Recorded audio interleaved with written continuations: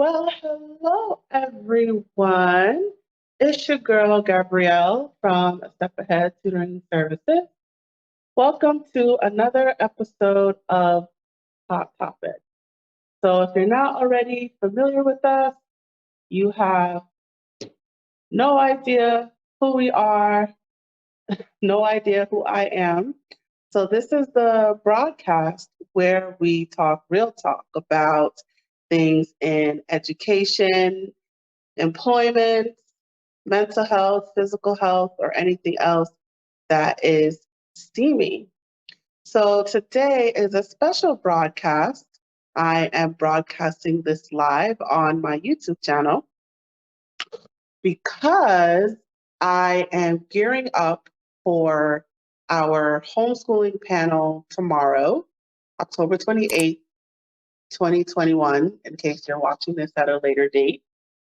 And today, our topic is going to be how is homeschooling legal, right? So, this is the week where we're going to talk about homeschooling. What is it? How is it legal? All that good stuff. So, and this episode is in preparation for that. So, if you are watching this on YouTube Live right now, as we go throughout the broadcast, if you have any questions, please put it in the chat and we will do our best to answer as many questions as possible. So this is an interactive episode. So again, if you have any questions, please type it in the chat. So today, just to reiterate, we're going to talk about the legalities of homeschooling, and we're going to get into the nitty-gritty of that. And I have a guest with me who's going to help me out with this conversation. His name is Darren Jones, and I'm going to tell you a little bit about him. So Darren Jones has worked for the HSLDA, which stands for the Homeschool Legal Defense Association, since 1996, first as a legal assistant and then as an attorney in various capacities. He spends his time at the office, 40% talking to members in legal difficulties, persuading them that it's not as bad as it could be and HSLDA has got their back. 40% advising homeschool group leaders about everything from crafting statements of faith, he prefers the Nicene Creed, to designing policies to protect children at co-ops. 10% writing legal briefs and wondering how in the world documents of 30 pages can possibly be called brief. 10% keeping HSLDA and its around the country. Awesome. So I'm going to bring him to the stage right now. Hi, Darren. How are you doing today? I'm doing well. How are you doing today? I'm doing very well. So thank you for joining me on this episode. And I definitely want to get into the nitty gritty of things. So I'm going to let you get started. So if you can talk about, well, let's answer the basic question, of course. How is homeschooling legal? All right. And I'm going to use one of lawyers' favorite phrases, which is, it depends. So here in the United States, of course, we have a federal system where we've got the national government and then we've got state governments. And education is generally in the purview of the state governments. And so it depends state to state what the laws are. So you have different laws all over the place. I'll talk about Virginia a bit because that's where I live and that's where we homeschool. Here in Virginia, we've actually got a couple different options. One is based very much on the idea that you as parents have a right to home educate your children, and you just file a notice of intent with the superintendent at the beginning of the year, telling a bit about your program, and then at the end of the year, you do some sort of evaluation, you pass that in. The other one is based much more on a recognition that if you are a religious family, you may have religious views that just completely exempt you from the oversight of the government. And so that's called religious exemption homeschooling. And that's really for families who are never, ever going to send their kids to public school. And then you have states like Florida, where you can maybe sign up with an umbrella school, or you could file your own notice.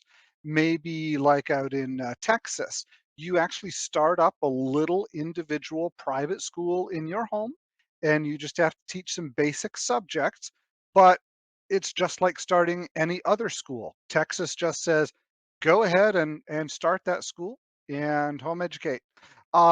California also is very similar to that in that you start a school in your own home. Now, in California, you do actually have to file every October a notice with the California Department of Education saying either that I'm starting this private school for just me and my kids, or you might join up with an umbrella school, kind of like Florida. And then there's all sorts of different. So New York is the most restrictive. In New York, you actually have to send in not only a full description of what you're doing at the beginning of the year, but then quarterly report cards through the year, and then one big annual assessment at the end of the year. And everywhere from there to, for instance, Alaska, which says parents are required to send their kids to public school, private school, or homeschool them. And that's basically what it is for homeschooling. I mean, it's just you teach your kid at home. There's no notice. Now, of course, if you don't teach, then you're in violation of the law, as you are in any state. But the question of how is it legal? I'll end where I started. It depends where you are. Hmm. All right. So, tell me why someone would want to, in your experience, what are the reasons that people would choose to homeschool Okay. as opposed to going to a private school? Okay. Well, if you don't mind, I'll start off with a bit of my own experience because when I was a student, I went to public school and then private school, and then I was homeschooled the last few years.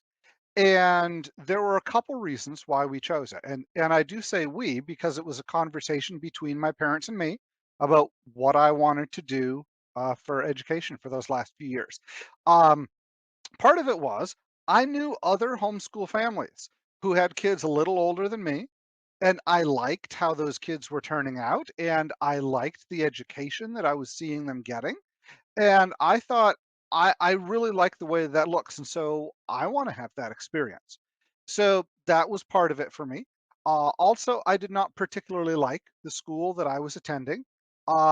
I was one of those, nice kids who kinda got bullied because I was too nice to stand up for myself, and so, while I had excellent teachers at the school I was at, I didn't really have many friends, and I wanted an environment where I could focus on education rather than which kid was coming down the hall at me. So that's a reason from my own experience. I've talked with families, some very much want to pass on their religious beliefs to their children, and that's why they are deciding to homeschool them.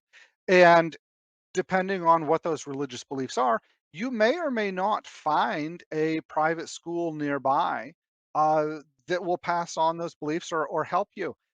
You may be able to see over this shoulder right here. I've got a little statue on my desk from a Native American family who I helped get out of the public school back a few years ago because they wanted to pass on their indigenous religious beliefs to their kids. And the public school certainly wasn't going to help them do that. And they couldn't find a private school in the area that helped them for that. So that was their reason. For some, it's because maybe their child is gifted and talented, or maybe their child is special needs, or maybe both. So if you have a student who is ready to go into algebra when they are in grade 5 or 6, but they have a real problem with handwriting, how is a public school or even a decent sized private school going to deal with that? They just don't have the staff and the time to give that child the very individualized attention that that child could really use to make the most progress. And so that's why some families homeschool is they want an educational environment that is tailored to their child. All sorts of other reasons, but those are some of the major ones. And how long has homeschooling been in existence? The practice of homeschooling, the availability of it. How long has this been around? Okay, well, there are arguments that here in North America, some of the colonial education was homeschooling, although whether that's the best thing to call it or some sort of tutor option. But the modern homeschool movement, that one really kicked off in the late 50s to early 60s. And I actually give a big long workshop about this at some homeschool conferences. But you can think of it kind of as several waves. So the first wave is the left wing revolt against the establishment, the education establishment, among other establishments. John Holt was one of the big leaders there. His magazine was called Growing Without Schooling. And then you have a wave in the 70s led by Dr. Raymond Moore, and that was kind of more we look at the child holistically. Um, it was almost like a Benedictine way of looking at homeschooling, where you have some academics that's going on, you have community service, you have physical education, you have religious instruction, very much a whole child approach. And then in the 80s, kind of the third wave comes along, and this is the evangelical Christians. And so that one took off really fast and big. And so by the 90s, a whole lot of people thought that a normal homeschooler was kind of this right wing fundamentalist Christian with umpteen kids. And, you know, sure, there were some homeschoolers like that. And there were some who I knew in New Hampshire who were atheists. And that's why they were homeschooling, because they thought the public school was too religious. And then there were others who were homeschooling for, all sorts of reasons. Um, it became much more kind of uh, a an educational choice, maybe to think of it, during maybe the early 2000s or so, where it's just one option among many. I joke to people that I knew homeschooling had gone mainstream when I was in the line at Dunkin' Donuts in the early 2000s, mentioned to someone that, I worked at this place that helped homeschoolers, and he said, "Oh yeah, my sister homeschools her kids." And I figured if standing in line at a Dunkin' Donuts, you can just randomly talk to someone who knows a homeschooler, it's out there and it's mainstream. And then, of course, with the recent COVID pandemic in the last year and a half or so, we've seen a lot of people get into homeschooling because maybe they didn't particularly like how the public school was doing education or wasn't doing education. Their private school shut down. Maybe they decided that it was safer for their medically fragile child to be homeschooled. A whole bunch of reasons there, but homeschooling has just really exploded in the last year and a half or two. Uh, but to go back and answer your question, and I'm a lawyer, I tend to go off at length on these things. But I would say the modern homeschool movement tracked to about the late 50s or to the 60s, I'd say. So, in terms of the thing is, your organization addresses the um, the laws of different states. So, I guess let's start there. What How are the laws in different states? Is Okay. it because in my understanding, it tends to be looser and maybe like the Midwest, and it's stricter in the East Coast. So can you talk about the laws a little bit across the Sure. country? Okay. So our organization, of course, is firmly rooted in the idea that parents have the right to homeschool. And so we've been pushing since we started in the early 80s for more freedom for parents to homeschool. Because, in our opinion, you get better educational outcomes when you allow parents to figure out what's best for their family.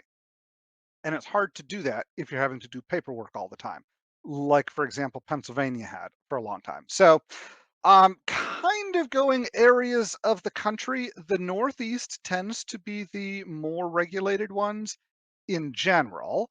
New York and Pennsylvania, Massachusetts is still an approval state where you have to get approval from the local school district. Depending on what your school district is, that can be pretty easy. My family actually lived there for a year while we were homeschooling. My sister was being homeschooled, and my school district in Massachusetts asked us to please photocopy the tables of contents for all of the textbooks that we're using and send those in. And we did that, and we were good to go until the next August. There are some states in New England, though, that are very easy. Connecticut has, what are they called? Suggested guidelines or something like that. So there's actually really no law on homeschooling, except that you do have to educate your kids. Um, but New Jersey's the same way. It's a very free state. And then you just go across the river into New York and you're stuck with a whole bunch of paperwork there. The Midwest is kind of moderate to low regulation. So, for example, Ohio is very much like Virginia that I talked about. You've got notice at the beginning and some sort of evaluation at the end of the year. You go north up to Michigan. Michigan used to have one of the worst homeschool laws in the country until we sued them and got all the way up to the Michigan Supreme Court and won a case there where it said, no, religious parents have the right to homeschool without being a certified teacher. Because until then, you couldn't homeschool unless you were a certified teacher. Nowadays, Michigan has a very free homeschool community where you can homeschool your child as long as you're teaching required subjects. You are not required to get permission from your local school district before you start. You just go ahead and teach your kid. Illinois and Indiana are very similar that way. And then as you move down south, especially the southeast, you've got a lot of homeschoolers in states like Georgia, Alabama, across into Texas. And those laws tend to be the moderate to freer states. Some of them have quirky things just because of the way homeschooling worked in their state. So, for example, in South Carolina and Tennessee, a lot of homeschoolers sign up with some sort of umbrella school or group, and a lot of them do it independently. And both communities kind of look at each other, I think, and ask, why do you do that one when it's so much easier doing it my way? Um, I haven't lived in either of those states, so I haven't had to make that choice. I married someone from Mississippi, and Mississippi is very free. You're required to give a notice at the beginning of the year, but it's a very basic one. Just basically, dear school superintendent, I'm homeschooling my kids this year, so you won't see them at public school.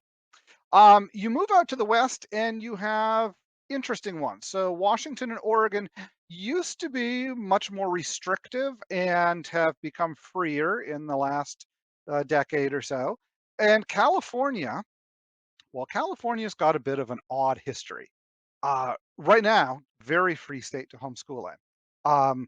But there are some old cases out of the 1950s that actually said you couldn't homeschool by just starting up a private school in your house.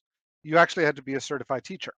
Uh, when it came along to the 80s, people started ignoring that. And when I say ignoring, or people ignoring, it was like legislators who were ignoring those cases. And departments of education would kind of waffle back and forth on how anti-homeschool or okay with homeschool they were. And then in about, was it 2007 or 8, I think, there was a court case that came down where an appeals level court in California looked at these old cases from the mid 20th century and said, you know what? Doesn't look like homeschooling is legal as a private school. And the outcry could be heard all across the country. Um, I mean, we asked the court, when I say we, the family's attorney, asked the court to reconsider it. And the court said, sure, we'll reconsider it. And they got briefs in from the governor's office and the Department of Education and various school boards around, and all three homeschool associations in California. Because, California's big enough, it didn't just have one, it had three. And then organizations all around the country saying, hey guys, you really kind of screwed up on this because there are literally tens of thousands of students who are being homeschooled in California. It's totally legal. And the court looked at the law and looked at the ways that the law had changed since those court cases and said, ah, you know what? You're right. Homeschooling is a species of private school. That was the way that they described it, which I kind of get a laugh about. I guess court was trying to be biologists or something. So that's kind of around the country. It's everywhere from, again, Alaska or Idaho, I might argue, are some of the freer states. Pennsylvania and New York are much more restrictive. And then you have a whole lot in the middle that require something. But the reason that HSLDA exists is a lot of public schools, because they're public schools and they are trying to focus on public school issues, don't necessarily know the homeschool law very well. And so when someone submits their notice of intent or something, often the public school will push for more information because, again, they're used to dealing with public school students and getting all the information that they want on them. And when it comes to homeschooling, a lot of our job as a homeschool advocacy and legal organization is telling public schools, no, you can't ask for that. No, you can't require that information. The law says if they provided this, that means they can homeschool. You do not get to ask for the kids' birth certificates or a credit card statement to prove that the family lives exactly where your mail to them is going. So that's a little bit of the rundown. If you go to our website, hslda.org, we've actually got a very handy color-coded map where you can just click on a state and it'll tell you, here are the options for homeschooling. And a lot of states do have several different options. So that could be useful for people. All right. Awesome. Awesome. I got a question here. So just bear with me with the technicality. I'm just going to see if we can get it Okay. on the screen. Oh, there it is. All right. I live in New York and we have to hand in those HIPs quarterly. I get a little overwhelmed with New York's requirements. How do you deal with being overwhelmed by it all? Okay. Just some of the wording there, because New York is the only state that uses the term IHIP, IHIP, individualized home instruction plan. And yes, they're a pain. I really realize that. How do you keep from being overwhelmed? Um, One piece of advice is get a quarterly report form from a reputable homeschool organization. You could do New York Homeschool New York, used to be New York State LEA, Loving Education at Home. HSLDA has them for our members. But if you use a quarterly report form that is designed to give only the information that's required by law, that can cut down on a lot of the paperwork rather than I've seen some of the school districts one that want a page per subject every quarter on what you're doing, what you're learning, which is just nuts. So how do you deal with being overwhelmed? Um, this is where I tell people being a homeschooler is not being a lone ranger. Get involved with a homeschool group, whether it is a parent support group where you can sit down and discuss strategies with each other, or even I know some of the support groups in the late 90s would have quarterly report parties. You'd get together, several homeschool parents, and you would do your quarterly reports with appropriate adult interaction and adult beverages. Um, it was a way to kind of make it fun, even though it's paperwork. Um, so that's one way. If you have a community of homeschoolers that does co-op classes and stuff, you may actually have someone there who's very used to doing quarterly reports and can help you with it. I know down here in Virginia, one of the things that we have done just to kind of keep records through the years is as the kids finish an assignment, like a worksheet or something like that, we'll keep just a couple of those per month and put them in a box. And then every few months we can go through and see this is what the kids have done and kind of use that to say, all right, if we had to do a quarterly report card or something, here's how they're doing, here's what it would be. So I always feel slightly apologetic when I'm talking to someone from New York because unfortunately you guys do have the most homeschooler restrictions. On the other hand, I had cousins who lived in the Adirondacks, and you have the best water in the United States. Absolutely wonderful. And if you live in New York City, you have museums that your kids can get a world-class education just by visiting the museums. I actually know of a homeschool group that's how they homeschool is by meeting at various museums 2 or 3 times a week. And that's what their curriculum is focused around. Awesome. Awesome. All right. Thank you so much for that. So now my question is, I mean, I have a lot, but Okay. um, how, I guess, how far does it go in terms of, I don't know how to ask this, but in terms of like making sure like truancy officers don't come to your house, or social workers don't knock on your door saying like, Sure. what's going on? Okay. Why isn't your kid in public school? Or, like before the school police come. Yeah. So how what can homeschoolers do to prevent the school police from knocking at their door? Okay. Well, the number one thing is know what the law of your state is and then follow that law. Um, as a general rule, if you do that, your chances of having a visit from a truancy officer are very, very low. Uh, Not non-existent, but very low. So, for example, if you are in a public or a private school, it's a really good idea, even if you're starting homeschooling in the summer, to send them a letter saying, we are withdrawing from your school. Now, depending on the state, you may then also need to file a notice of intent. But if your kid has never been in school and you're in a state like Texas, for example, that does not require you to initiate contact, if you get a visit from a truancy officer, there's a form on our website called a statement of assurance that you can give them that this is an assurance that I am teaching my kid at home. You can just hand it to them at the door.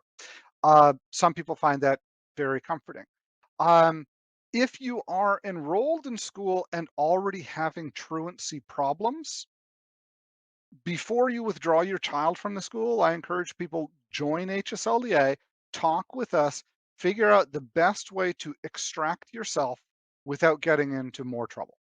Uh, because I've had to help families who, once they started homeschooling, their kid was doing great, but they'd had so much anxiety going to school, they'd missed school time, or maybe they had sickness that was being exacerbated by the environment in the public school. So things like this, basically just know what the law is and then follow the law. That is the most important thing. We've got a list on our website about avoiding CPS investigations. Um, it is not as common now as it was in the 1980s and 90s because, again, homeschooling has gone mainstream. By this time, most people know a homeschooler. Uh, Nowadays, it much often comes in the context of like if you've got some sort of homeschool pod meeting together, a bunch of homeschoolers kind of combining to teach their kids, and the social worker gets notified that, hey, that family's running an illegal daycare over there. Or they say they're homeschooling, but those kids are coming 2 days a week. And, shouldn't they be at home doing their work?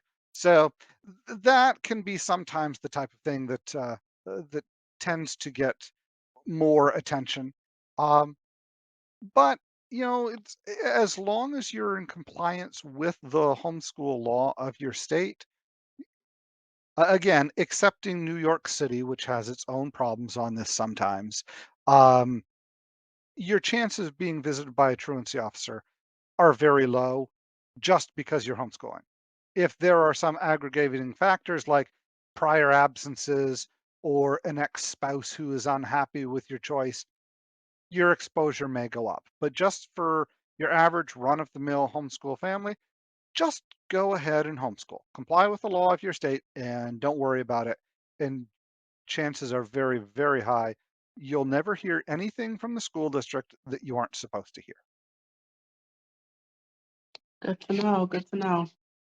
So another question I have is, does can you ever be forced into, well, I'll look at it both ways. Okay. So one way, can you ever be forced back into public school or private school?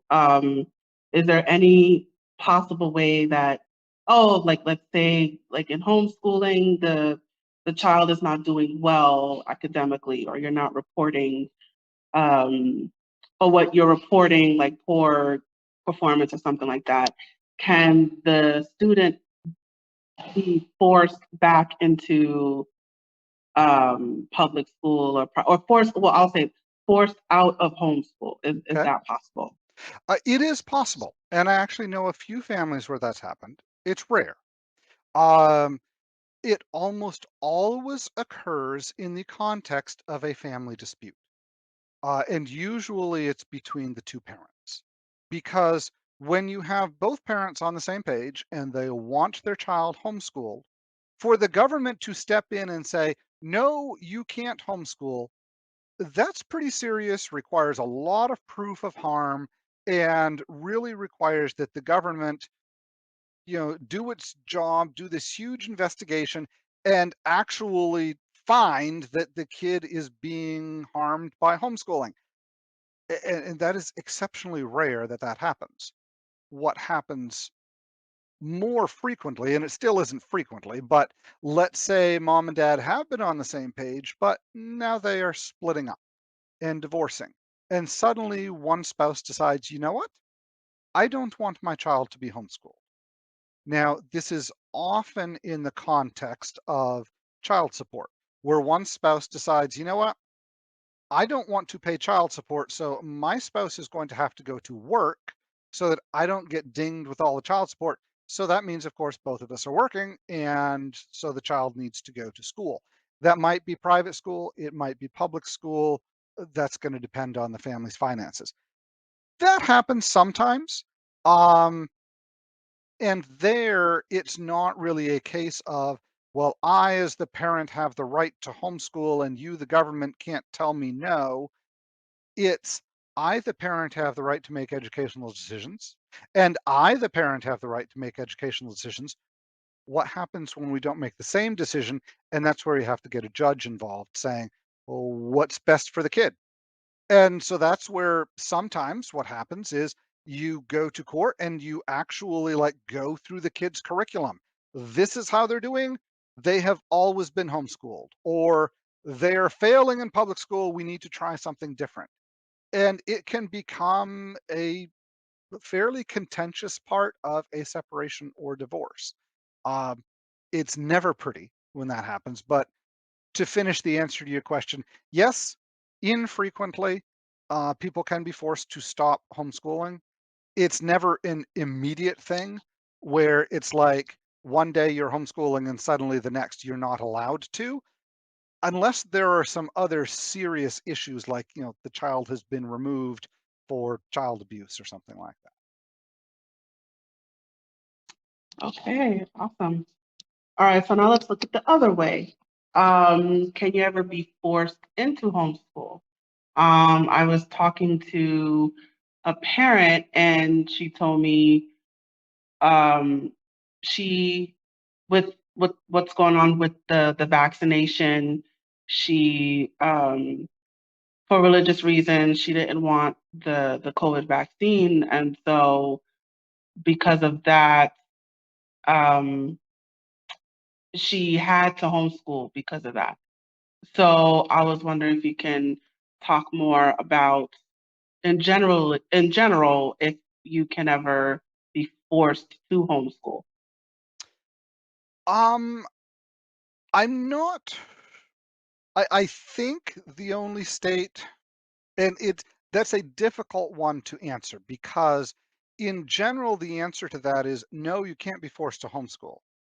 But you can be rejected from the public school if you don't comply with the immunization laws of your state. New York, that has been a big one over the last couple of years. And so a lot of people have had to choose home education. Not that they are being forced to homeschool, but that New York law requires them to educate their child, and they can't do it by sending them to public school, and they can't do it by sending them to private school, which pretty much in New York leaves you with the option of homeschooling. So I suppose in that case you could say, yes, they're being forced to homeschool. Um, Most states, though, have some alternatives beside that. For example, California has the private tutor law. So if you're not able to send your child to public school or private school due to their immunization status, then instead of homeschooling, you could get a tutor. New York, actually, you can do that. I mean, in New York, you as the parent have to file the paperwork, but if you want to hire someone else to do the teaching for your kids, you can totally do that. Um, what you can't do is band together as several families and say, well, we're going to hire one person to teach all of our kids. Uh, that's very questionable under New York law. And if you wanted to do that, I'd strongly suggest you talk with a lawyer before doing it. California, that's not as much a problem out there. So, can a person be forced to homeschool? Um, Circumstances may make it so that homeschooling is the only option because every state requires you to have your child educated. But does that mean you have to be the one doing the teaching? I I really can't think of any or many states where that would be the case because I think all of them allow some other option for you to hire a tutor or something similar if you aren't able to send them to public or private school. Okay, awesome. All right, and just a reminder, any viewers, if you have any questions, type them in the chat, and I will see if we can answer them for you. All right, so I'll continue. What was my other question? Yes. So, I heard that um you could only homeschool and like how do I explain it? Like you can hire a teacher for your child, but it has to be for the one child. So like if a group of parents wanted to get together and hire the one teacher um for that group, like the kids have to be in the same family or something like that. Can you elaborate that a little Sure. bit more? And I'm going to use that same phrase that I started off with for the very first question. It depends. There are states, for example, in Pennsylvania, where you file your homeschool paperwork and then you can hire, uh, or I'm sorry, you hire a tutor for your family. They have to be a certified teacher. And that tutor is only allowed to teach one family. Um, that's a legal way of it's not really home education. It's a different part of the law in Pennsylvania, but it's a way that some people homeschool. You just hire a tutor, and they make it very clear it's only for one family. North Carolina says two families can join together in a homeschool.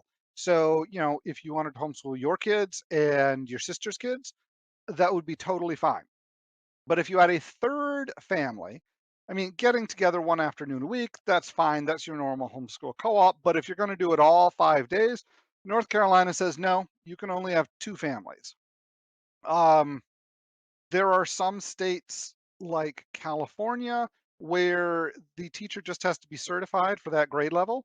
And often that can be like, if you have a high school certification, you may be able to teach grades 7 through 12 or something. And there's nothing that says it can be just one family. So it really depends on which state you're in.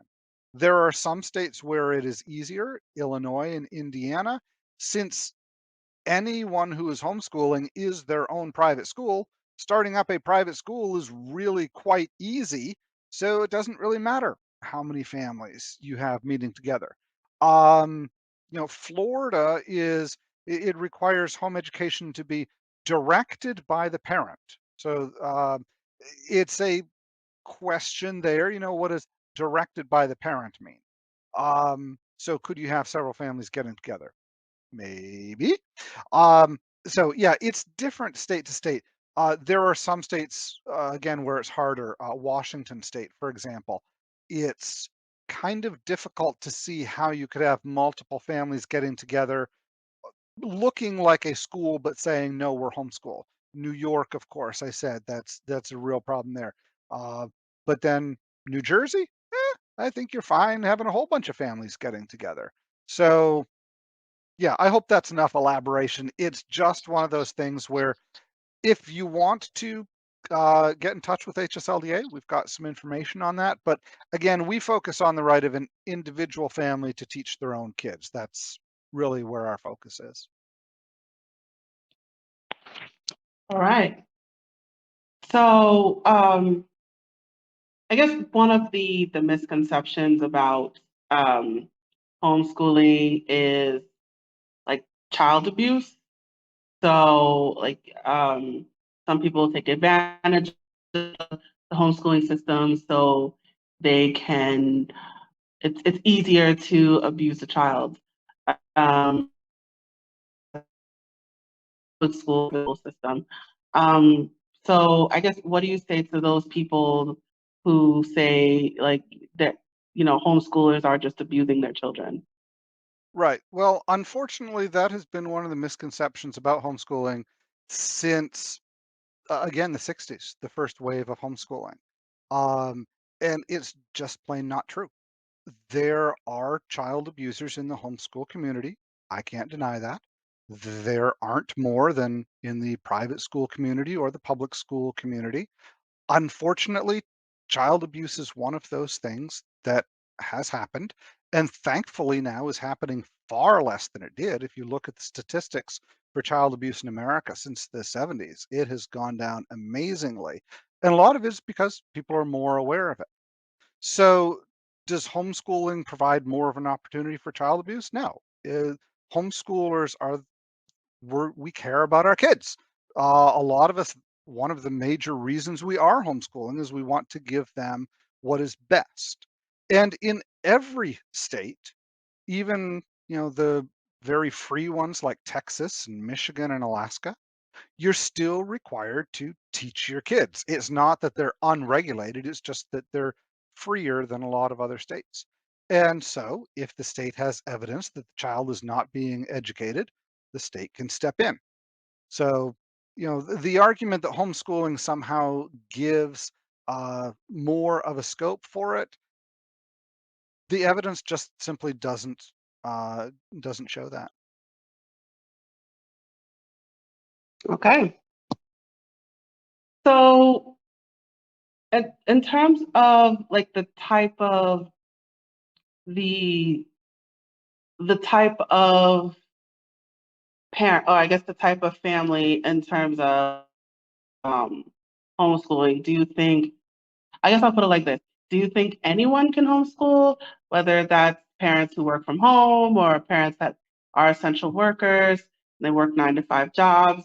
Is it easier to do it when you know you're at home versus you have to go out and work? So is it favorable for certain types of people? Oh, um, well, I'll answer your last question first. Is it more favorable for certain types of people? Yes. Homeschooling works better for parents who are really engaged in their kids' lives. And that could be someone who works, as you said, a standard 9 to 5 job. It's could be a stay-at-home parent. It could be someone who works night shift. I've talked with homeschool parents in all those situations.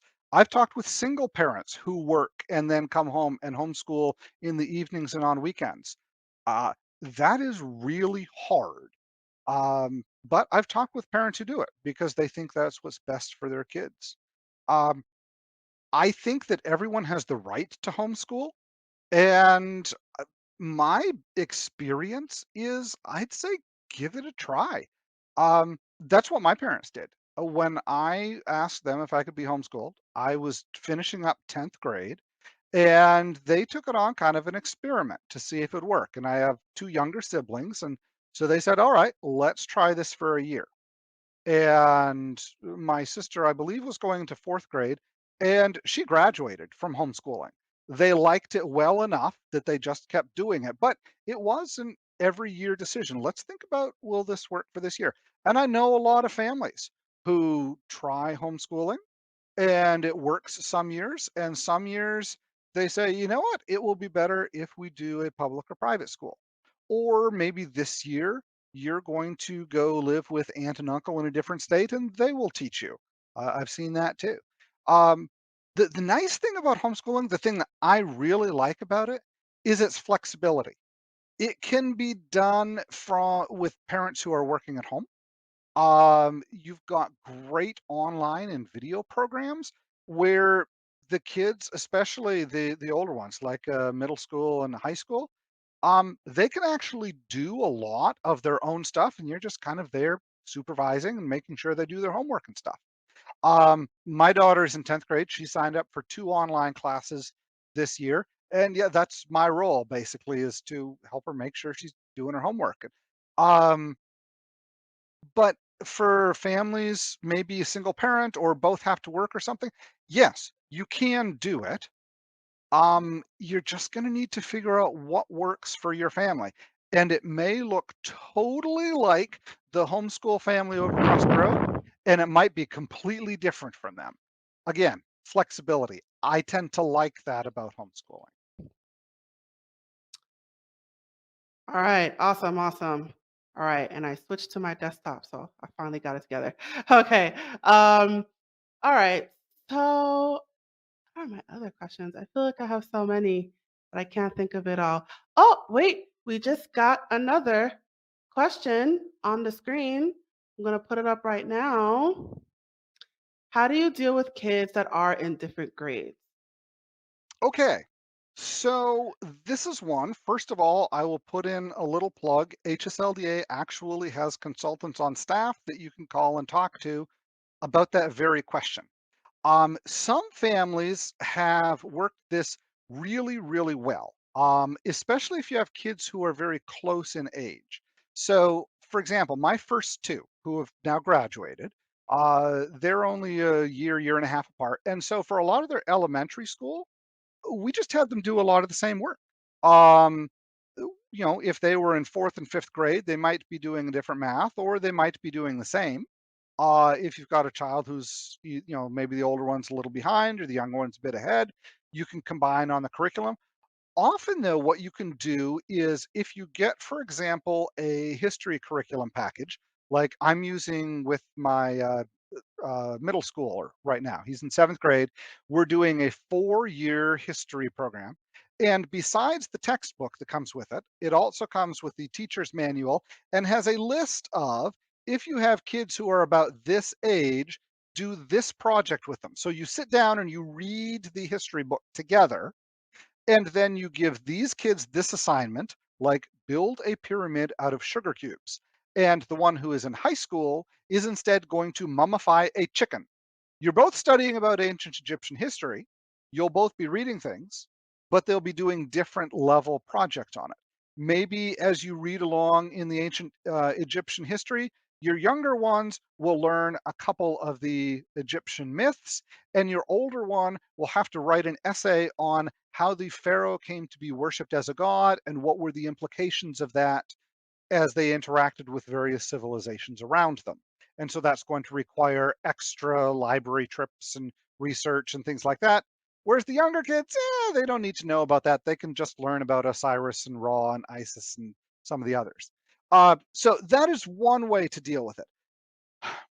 How my wife and I have dealt with it is we've got kids, the younger ones are kind of spaced, so it's not as easy to do things together like that. And we have just basically done that. My wife often deals with some of the younger kids stuff, and I deal with the older kids subjects. That's one way to do it. Um, but it's kind of it's dependent family to family. It really is. And so, especially if you're dealing with a whole bunch of young ones, if I were you, I would talk with a homeschool parent who has done this and can give you really practical advice of, I used this curriculum, we did these things together, we did these things on different level. This is how it worked for us. I am a huge believer in not reinventing the wheel. Talk to people who have done it before you. Awesome, awesome, awesome. So before you were talking about, um, well, just now you talked about homeschool parents. So where can people find um, meet up with other homeschool parents, or where can people find like co-ops or like resources like that? Where can Okay. people find things like that? All right. So, a couple different places. One way to start is just go on Facebook and look for homeschool groups. So, for example, I live near the city of Winchester, Virginia. So I would type in homeschooling Winchester, Virginia. And I know there are at least 3 Facebook groups there, and at least 2 of them have kind of an in-person connection where you can go and be part of a co-op. So if you're on Facebook, that's one place to check it out. Every state has at least one and often several state homeschool organizations. So, for example, up in Maine, you've got HOME, Homeschoolers of Maine. In California, you've got 3 Christian Home Education Association, Homeschoolers of California, and my apologies if you're in California, I'm sorry, I forget the third one. But look for your state organization. They often have lists of co ops. I'll plug our website. If you go to hslda.org, we've got a menu there for find a group near me. And you type in your zip code and you can find all the groups that are listed on our website within 250 miles. Or you can look for online groups as well. So those are places to find them. Also, check your local library. Our library is a hangout spot for a lot of homeschool kids. The children's librarian loves homeschoolers, and we've got resources for homeschoolers. And so check the library, bulletin board, check with the children's librarian or the youth librarian. Often they will know where the homeschool co-ops are in the area. And in fact, the answer may be they're meeting here at the library in our meeting room. Mm, awesome. Amazing, amazing. All right, so we're almost ready to wrap up. Um, so is there like a union? Like, is there like a fee you have to pay every month to homeschool to the homeschool association of something or something? Like, is it unionized? Is there some sort of fee to be able to do it? In order to just homeschool, thank God, no, absolutely not. However, there are a lot of organizations out there that support homeschooling, and a lot of them are membership and therefore dues based. So, for example, if you join a local co op, it might be like the one that I was in, was just 7 homeschool families together, no money changed hands, the parents taught the classes, we got together every Monday and Wednesday afternoon, no money there. But you have other homeschool co-ops, like I talked with one down in Tennessee recently that had 500 kids who are getting together every Wednesday afternoon. That one has fairly substantial membership dues because you're getting really good classes there. Again, I mentioned the state organizations. A lot of those state organizations have memberships where you can sign up. Some of them even have different levels of membership that you can join at. And so I always encourage people, join at least one of your state organizations. I'm a member of both of my state homeschool organizations. And then Homeschool Legal Defense Association also is membership. Certainly not required for homeschooling, but I've worked here 25 years. I think we're a pretty good organization and a pretty good deal. That's $125 a year. Hmm. So basically, homeschooling is free to do. Homeschooling, actually, I've talked with some families who it is almost free to do because you can actually give your kids a really good education through use of your local public library. Now, of course, that's in most places supported by taxes. So, whether it's actually free or not, we could have a nice debate between the conservatives and the libertarians and the progressives on that. But yeah, homeschooling, you can just go ahead and do it without spending money. Most homeschool families are going to spend a few hundred to between 1 and 2,000 per kid per year on things like joining a co-op, getting online classes, textbooks, things like that. But yeah, I've talked with families who literally the only money they're spending is the gas to go to the library, and boy, can you get some great education at your local library. Awesome. So A+ for libraries. Okay. Amen to that. So I just so I also heard that even if you're homeschooling, you still have to pay the school taxes. Is that true? In every place that I know, school taxes are usually funded by property. So if you're renting or owning a place, your property taxes are going to support your local school. And so that doesn't matter whether you have kids, whether you don't have kids, whether you used to have kids, whether you might have kids someday. Uh, yeah, I mean, everyone's taxes goes to fund the local police, the local fire, and the local school. Ah, fabulous. All right. I'm trying to think if you guys, sorry, anyone viewing right now, if you have any other questions, type them in the chat. We're just getting ready to wrap up. So let's uh, start concluding now. So, do you have any final advice that you like to give to our viewers? Anyone who wants to homeschool or um, actually, before we get there, I just have one more. So do you have to, it seems like you have to register to homeschool every year. Is that right? Or is it like one and done? Well, if you remember my favorite phrase, it depends. There are some states where it's one and done. Arizona, Florida, I think is notice of intent just once. Georgia, maybe? Not sure about that. Don't quote me on that. Here in Virginia, it's every year. And then, for example, Michigan, it's never. It does just depend on the state. Okay. And another question. So I also heard that you can homeschool and do regular school at the same time. So you can homeschool from like 9 to 12 and then send your kids to public school 12 to 4. Is that true? Um, I, sorry, I keep saying it depends. So part of that is going to depend on your state law, and part of it's going to depend on your local school.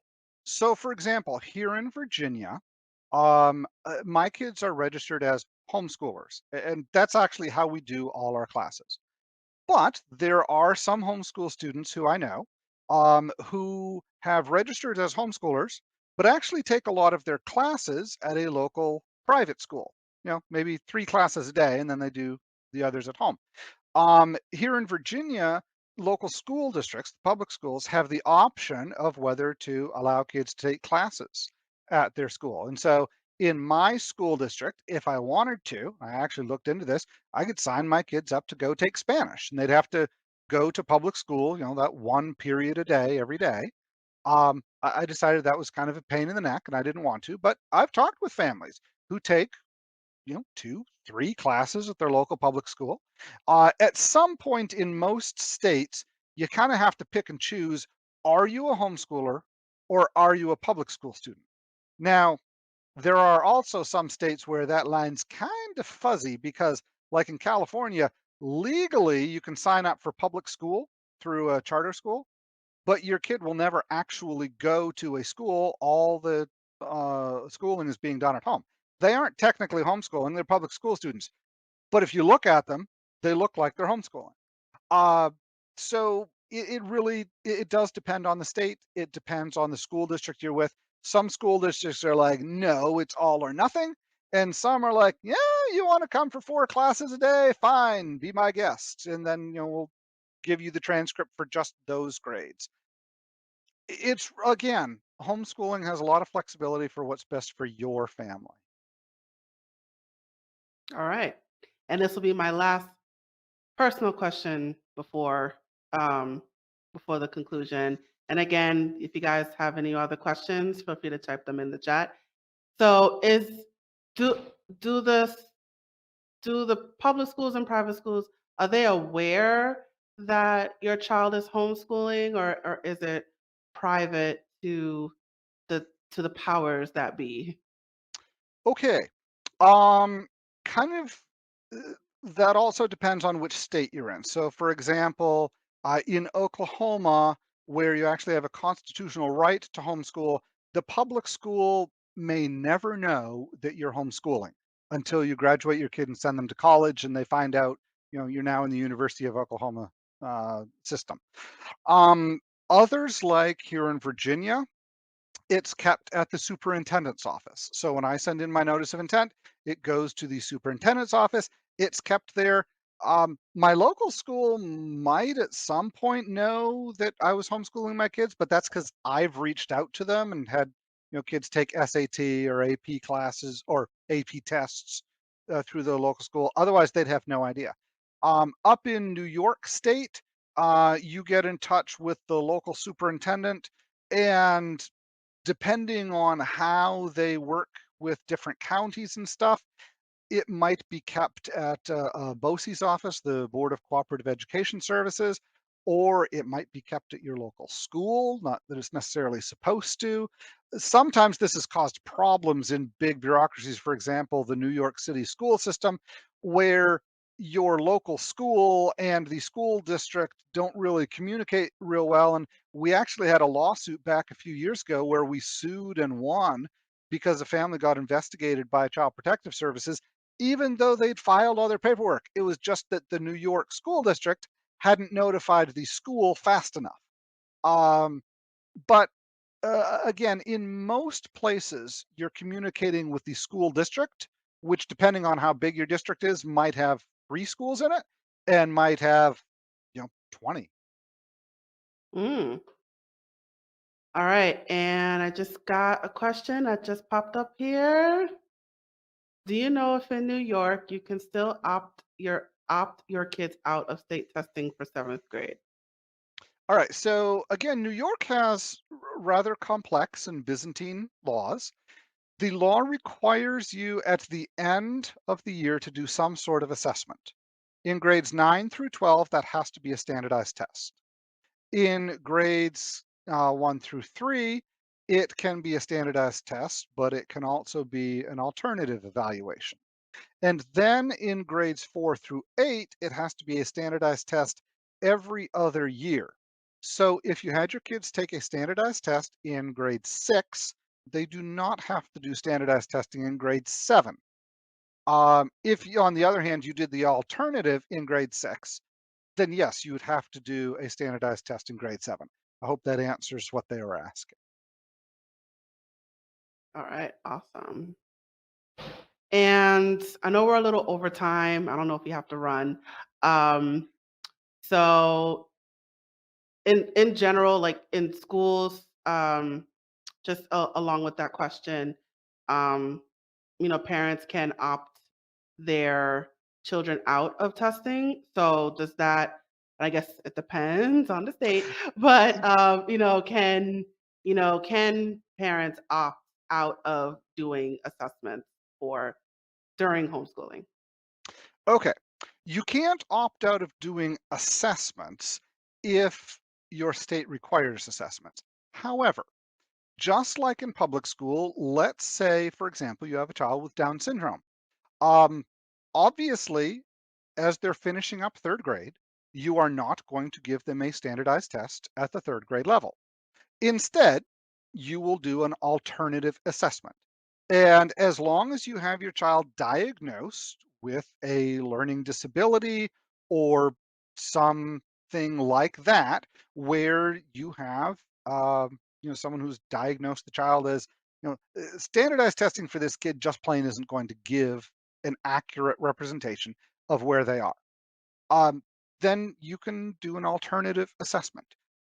In a lot of states, they actually give you that option right in there. But even the ones that say you have to do standardized testing, if your kid has been in the public school and had an IEP while they were there, or if you have them evaluated by an education specialist who can write a letter saying, "Don't give this child a standardized test; it will be worse than useless," then you just present an alternative assessment to the school district along with that letter, and I've not seen that be a problem. It's one of those things. School districts, at least in my experience, they tend not to be very flexible. But when they're dealing with a child who has special education needs, they're sometimes more willing to bend than for other kids. That would be one where I would say, if you're trying to um, have your child assessed in an alternative way, but your state requires standardized testing that year, I would recommend join HSLDA and talk with a lawyer before you get there, rather than after you run into problems with the school. Awesome. All right, so we're gonna conclude now. So, do you have any final advice for the people watching? Anyone interested in homeschooling, or um, any words of advice that you'd like to give right now? I will end with two or three things. First of all, if you haven't homeschooled in the past and you think it might be something to try out, I'd encourage you, give it a try. Uh, I've seen homeschooling work in so many circumstances. It just plain is a way to give your kids a good education. So that's one. Number two, and this one is specifically for the dads out there. Dads, homeschooling is fun. Don't let your wife have all the fun of homeschooling. This is a team endeavor. Both of you have the opportunity to pass on a love of learning to the kids. And homeschooling is just plain fun. I mean, you get to read science books with your kids and history and study great literature, and that's cool. And the third one I will end with, just because I'm a lawyer, I work for HSLDA. Please, please, please find out what the homeschool law is in your state and then follow that homeschool law, and you will avoid a multitude of problems. All right, awesome. All right, so I'm gonna put up your banner. If you give me a second. There we are. All right, so if you have any questions for Darren, if his contact information is scrolling below, and he mentioned several times about the HSLDA, the Homeschool Legal Defense Association. Please go to their website, www.hslda.org. We definitely encourage you to look up the laws of your state. So if you go to the website, I think there's like a drop down box where there's all the states there. Excuse me, and even some countries I noticed. So Oh, yes.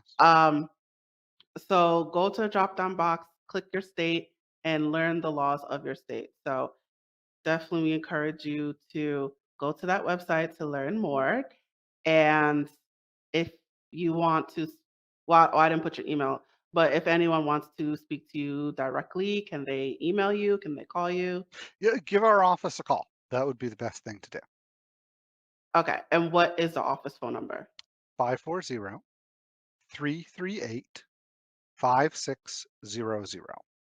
Okay, I'm going to type that right now. All Okay, right. so say it again. 540 Uh-huh. 338 338 5600. 5600. Yep. Okay. I'll put that in your banner. Okay. Right now, it is coming. Yeah, so if you have any questions, you want to speak to somebody about the laws of your state, feel free to give them a call. The number is there, 540-338-5600. Awesome. Okay, so this is the point of our Hot Topics episode where I usually um, talk about our crowdfunding campaign. But as you guys are a nonprofit, I'm going to give you that honor. So there is a little video that I'm going to play, and then I will have you, Darren, talk more about your organization. Okay. Morning, sunshine. Made you something.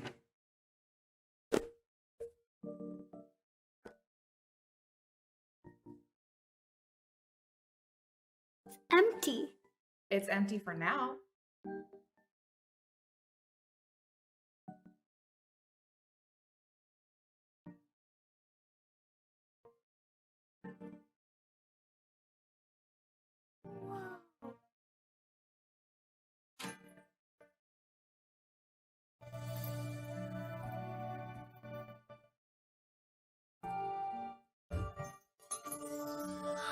The root systems hold all the dirt in place, so the soil doesn't. Mom?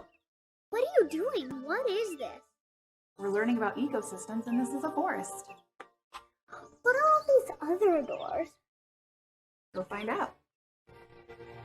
What are you waiting for? Hi. There's a good hold up to your left. Is that Mom? You want to go next? Don't worry, I'm holding the rope down on this end so Mom's not going to fall. It's a basic pulley system where the weight and the distance are directly proportional. Yeah, that sounds really, really cool, but I got a lot more things I want to see. Just a little higher. Got this.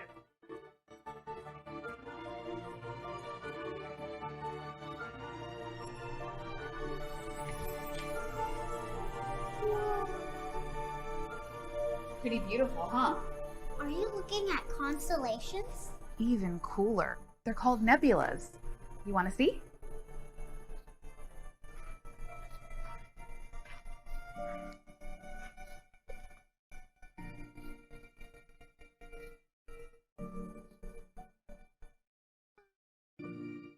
What do you think? I love it. So when we're done here, where do you want to go next?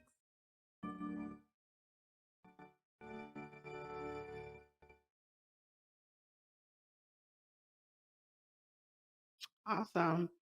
All right, so can you talk about your organization a little bit? If anyone wants to donate to support your nonprofit, where can people donate? All that good stuff. Okay, great. Well, thank you. So, as far as our organization, we're a 501c3 organization. If you want to give a donation, you can actually just go to our website. As most 501c3 organizations do, we have a nice big donate button right at the top. Or you can join up as a member, or you can do both.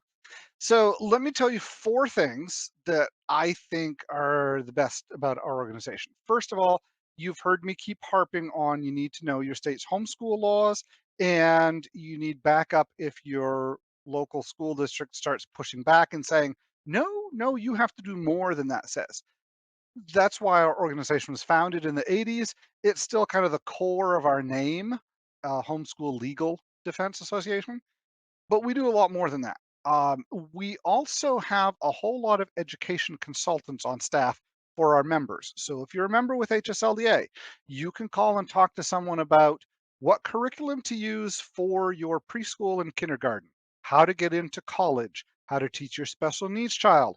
We have consultants who are outreaches to the Hispanic and Black communities if you want to focus on bringing those heritages into your homeschooling.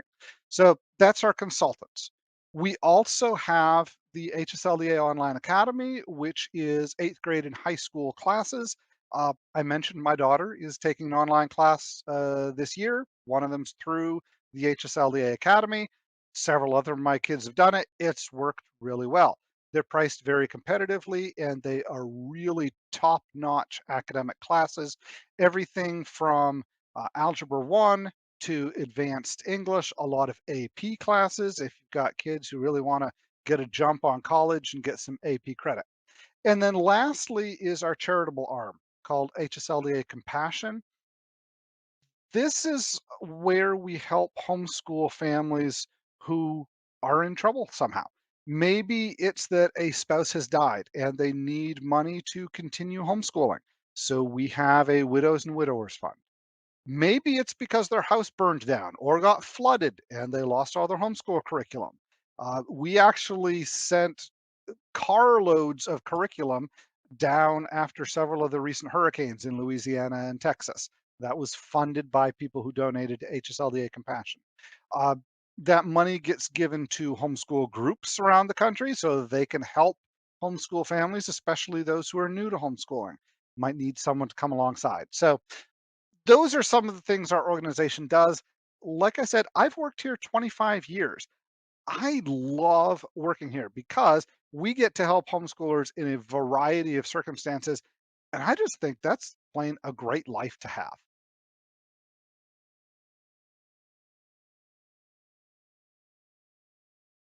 Muted. Aha. Yeah.